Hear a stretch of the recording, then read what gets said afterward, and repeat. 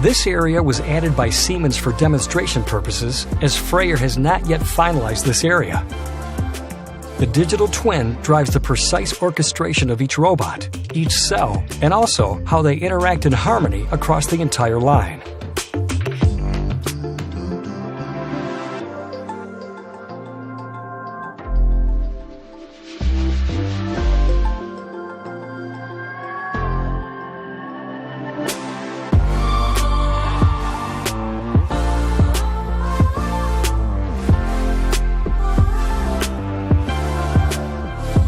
Digital twin behavioral models are not restricted to just machines and processes, but can also be used to optimize and validate human interactions and processes. And these can be used to simulate or optimize for safety or performance.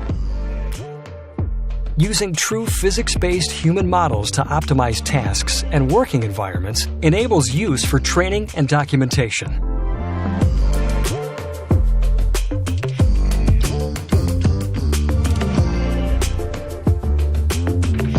Siemens is excited about the potential for the Industrial Metaverse to improve how we design, collaborate, and manufacture products.